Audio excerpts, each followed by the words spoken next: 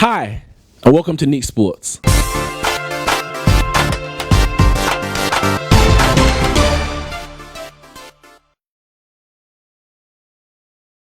A pretty dramatic day in the Premier League.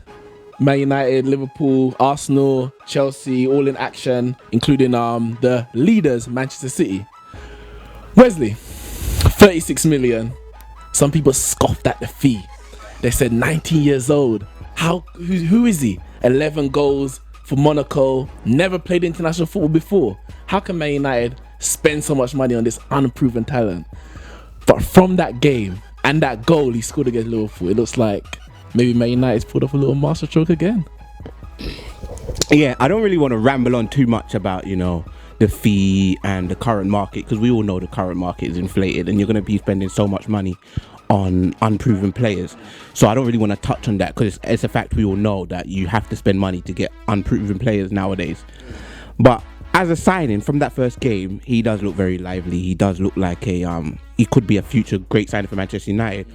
I can't remember what I said word for word in my first appearance on the show, but I wasn't too happy about the signings we had made. Like Damian, he is proving quite worthy. Schweinsteiger is stable and whatnot. But in terms of the way the league's going and the game week, I did say Man City will win the league. I still stick by that. I said Chelsea second, Arsenal third, Man United fourth. Chelsea second, I can't see it. I can't see it now. So maybe Arsenal second, Man United third, Chelsea fourth maybe. But Man City still for the title, yes. Well, it's funny you say that. Obviously Chelsea struggling so far this season. Even though, again, I said Man City to win the title, but I wasn't expecting this. I don't think anyone was expecting this. What is going on at Chelsea? I don't know. Can you explain this? I don't know. It's actually a hard one because last season, from the beginning of the season to January, they were extremely strong, and ever since the beating of Tottenham, hold the lids at White Hart Lane, and conceded 5 goals, they've never been the same since. And Mourinho has been constantly tinkering the team to find the perfect balance, whether it's Matic and Mikel in midfield with Fabregas Cam, or Oscar Cam with Fabregas and Matic, and he's been chopping and chairs. Yeah, sometimes Ramirez, and then Willian. Now he's got Pedro. Willian got dropped to the bench in the last game, and they lost 3-1, and Willian was on the bench. And for me, I thought he was one of their strongest players last season. Although he didn't score a lot of goals or make a lot of goals, his energy and his power that he brings to the team, I thought he was very needed. But in terms of what's going wrong, I just think that it's wrong balance that Mourinho is using. Shouldn't have sold Felipe Luis because Terry is aging and he's looking for a centre back. Felipe Luis. He could have provided that stability with him left back. Aspilicueta can go right back, and Jovanovic can go centre back with Cahill or Zuma. He could have used him for this season, but he's decided to sell him, and he hasn't got a suitable replacement.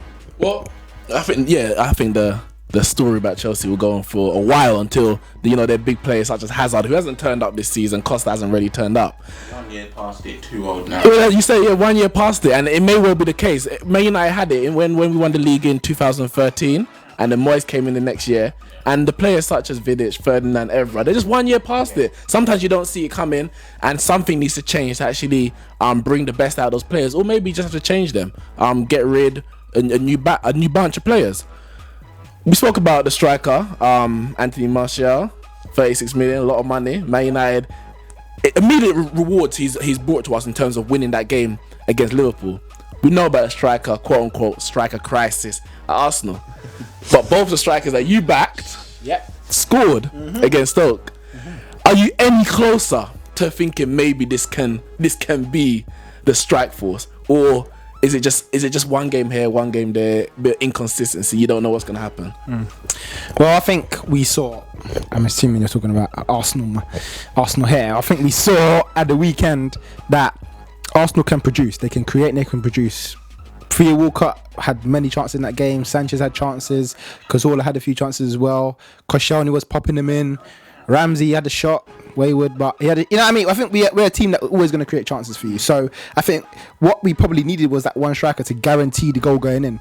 Whereas we got 2 goals against Stoke, another striker may have got us 4 or 5. Now it's going to be the games where we don't create the much chances where we're going to miss the striker. So in the big games, we've got Chelsea next week. In the big games that we have, they're going to be the ones that we need the big striker. But so for the small games, I know Theo Walcott's going to score. I know Drew's going to score here and there. I know Sanchez will start scoring at some point, and as Ozil, Cazorla, we'll get the goals. It's just, can we do it on the big stage? Can we beat the big teams? I think yes, and I still think Arsenal are going to win the league. Why Arsenal? I don't know how you can be so confident. I think you're deluded more than anything, though.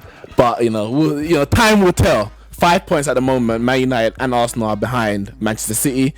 Chelsea are 11 points behind Man City. Man City, the leaders. Aguero could be out for a little while. We're not sure how that injury is progressing. Silva, we know, was injured. We spoke about at the start of the season the spine of Manchester City being that important. Hart, Company, Yaya Toure, Silva, Aguero. If 2 of them are injured, do you think City have a big enough gap as it stands to actually take this through and actually see out the season? Or are they going to come under considerable pressure from the likes of Man United and Arsenal?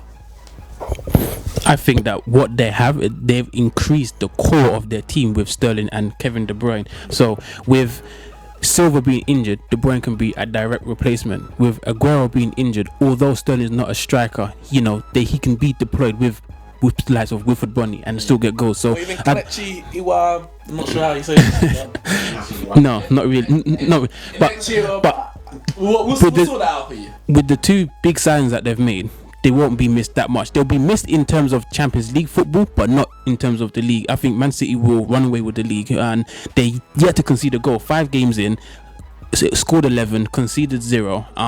They're looking very strong. I mean, they've played Chelsea, they've played Everton. They haven't been able to break them down, and a very strong Crystal Palace side. Yep. I pretty much agree with that. I don't know what you think that those injuries are gonna hinder Man City, or you think it's just it happens in football, injuries, we can see this through?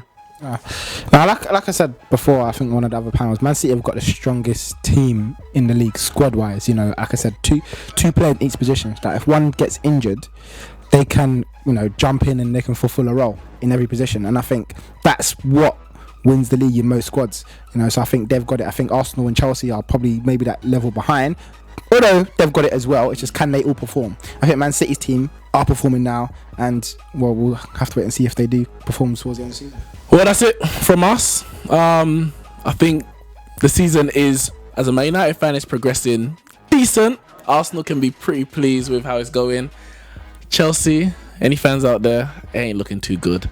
Mourinho's looking nervous, and he don't look so special. Let us know what you think. Who's going to win the league? Is it over already? That's it from Neeks Sports. Thanks, Ramon, Kyle, and Wesley. See you soon.